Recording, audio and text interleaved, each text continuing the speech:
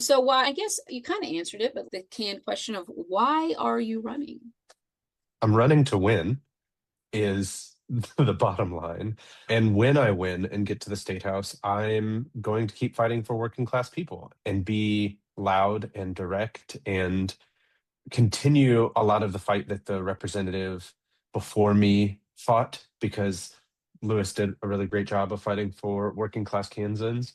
The biggest thing that I want my constituents to know about me when I am their representative is being communicative and staying in touch with them doesn't stop after campaign season.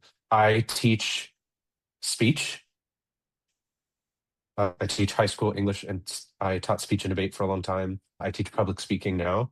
And so I know how important communication is, and not just standing up and giving pretty speeches, but the importance of relationships with people. And that's why so far we've knocked on over 1,500 doors, because what representatives need to be doing is listening and then taking that message to the state house. And so when we are not in session, where I will be is back on people's porches, talking to them about here's what happened, here's how I voted, because these are the things that I heard from you. And I think that I did a pretty good job of representing your voice. You can tell me if you disagree and we'll talk about it.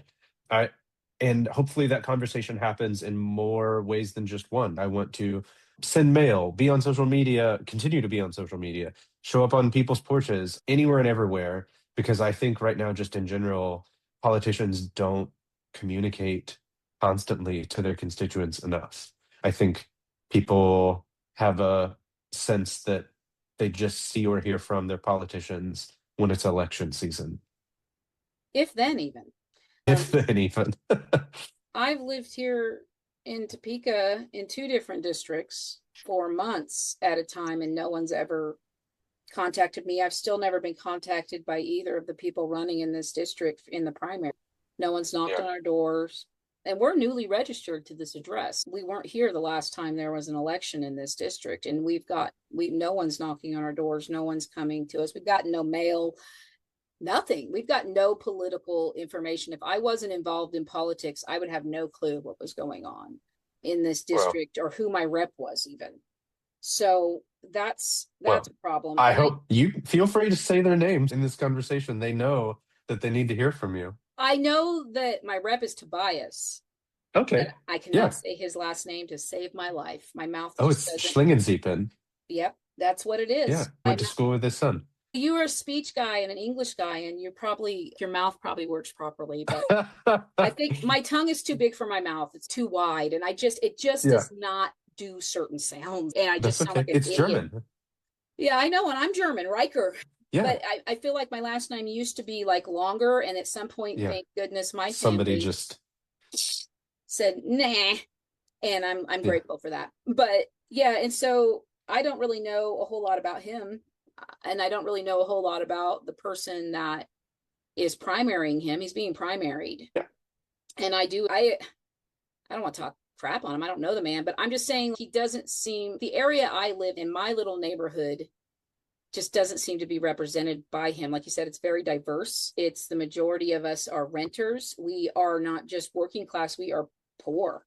This Yeah. is the people around me are generally pretty poor. We're not necessarily. It depends on who you ask who's poor and what's poor, right? There's Yeah. probably people of means that would consider us poor, but like poverty, right? We're not in Yeah. poverty, but there are people around here that are in poverty and they have kids that run around this neighborhood and play together. And I just don't feel like he's the best representation for a Mm, diverse community that lives in poverty. And sure. the person that's running against him, all I know about her so far is that she's either a social worker or a therapist or something in the mental health field, Sure. Sure. and that she's a Black woman Yeah. bonus. And so, really, if I never learned anything else about her, I would probably vote for her just based on this Sure. compared to the option that I have. And it's nothing against him personally. He's probably like everyone loves him. He's like, it's hard. I tried to critique something he did last year when he voted. The Satanic Grotto did a black mass at Topeka. I don't know if you heard about all that a year ago, Yeah. a year and a half ago in March last year. And it's about religious freedom. And I'm sure you understand what the protest was actually about, right? It wasn't actual people that believed in Satan and all this other stuff. Right. But they had a whole session and changed the rules to keep the grotto from being able to come in there and do their religious service the same way that Catholics and many other Christian faiths have been able to go in there, and Jewish people have been able to go in there and do their services. And he voted for it. He voted for the restrictions. And so did Governor Kelly. There were only 15 people in the House, Democrats, that didn't vote for it. And so I basically called out all the Democrats that weren't those people. And he was one of them. And he's a pastor. And so that tracks. But at the end of the day, it's about religious freedom and separation of church and state. And I need those things respected, regardless of your faith outside of that Capitol building. I don't even want to know what your faith is personally. I would love it if I just had no idea what your religious beliefs were, because it has no bearing on what you should be doing in that Capitol or why I should vote for you or not. That's my problem with the bias now that I've just put it all out there. That's okay.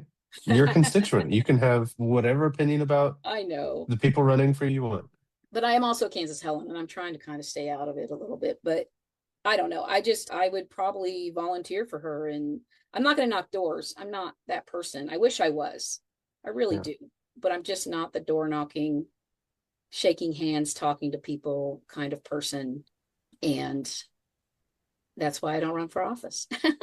Yeah, fair. I can do this. Fair. I can talk to candidates. You're doing your thing. I can go to events, but like you said, 1,500 doors, 1,500 people like that. Sweaty. I'm getting sweaty every day. It is not getting cooler outside. Yeah, even outside of that, even if perfect weather and somebody was carting me around and I didn't have to walk, just still a lot. The talking and the human contact. But that's what it takes, right? That's what it takes to flip a seat. That's what it takes to win. And so if you're going to flip a seat, especially, you can't do it without that. You cannot by Facebook ads or just showing up to your phone calls, the meetings where all the rich people are and getting a whole bunch of money and all that stuff. At the end of the day, you have to get those unaffiliated voters. Yeah. It's a little bit different here because of how democratic the district is. It is very democratic, but people want to see you. And there are people who have been aware that there are other people running in this primary when I've been talking to them, but they've said, you're the only one who's knocked on my door like this that I've seen face to face, and that matters.